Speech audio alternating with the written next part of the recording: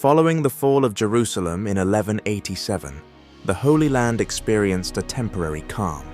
Saladin had successfully reclaimed the sacred city and brought most of the region under his control, with only a few Crusader strongholds, such as Tyre, remaining unconquered. The Muslim world rejoiced, while Europe was left reeling from the devastating loss. News of Jerusalem's fall shocked Christian Europe. In response, Pope Gregory VIII issued the Audita Tremendi, a passionate call to arms for a third crusade. This plea reached the ears of three of Europe's most powerful leaders: Richard the Lionheart, the young and ambitious King of England; Philip II of France, Richard's rival but an equally determined monarch; and Frederick Barbarossa, the aged and experienced Holy Roman Emperor.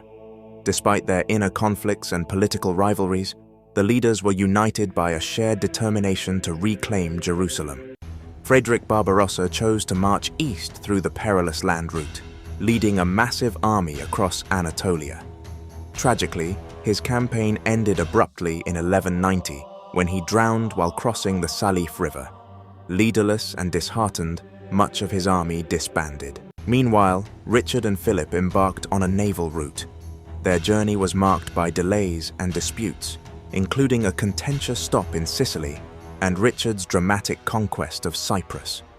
Despite these setbacks, both leaders eventually arrived in the Holy Land in 1191. Back in 1189, Guy de Lusignan, the former king of Jerusalem, initiated the first siege of Acre. Desperate to reclaim his throne, he violated his oath to Saladin never to fight against him again.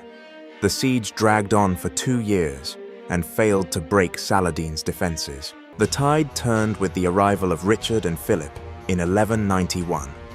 The combined might of their armies overwhelmed Saladin's forces, despite his courageous resistance. Acre fell to the Crusaders, marking a significant victory, but also leading to a controversial act of cruelty. Richard, breaking his promises, ordered the execution of 3,000 Muslim prisoners, including women and children. After securing Acre, Richard began his march toward Jerusalem. Along the way, Saladin employed scorched earth tactics, poisoning wells, and destroying supplies to hinder the Crusaders. Despite these efforts, the two forces clashed at the Battle of Arsuf in 1191. Richard's tactical prowess secured a decisive victory, marking Saladin's second defeat in open battle. Following his loss at Montgisart years earlier, Richard's march toward Jerusalem was fraught with challenges. Illness weakened him, and internal disputes within the Crusader camp further delayed their progress. To make matters worse, Philip returned to France, citing Richard's cruelty as a reason for his departure. Unable to take Jerusalem by force, Richard sought a diplomatic solution. In 1192, the Treaty of Jaffa was signed.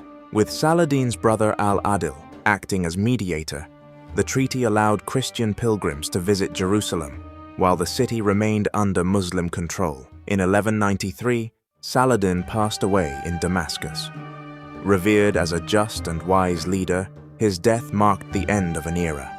In his will, he divided his kingdom among his sons and brother Al-Adil, ensuring a stable succession. The Third Crusade had come to an end, leaving a legacy of both triumph and tragedy. Saladin's victories solidified his place in history, while the Crusaders' partial success fueled their ambitions. Join us in Episode 8 as we delve into the aftermath of Saladin's death, the struggles of the Crusader states, and the rise of new challenges in the Holy Land.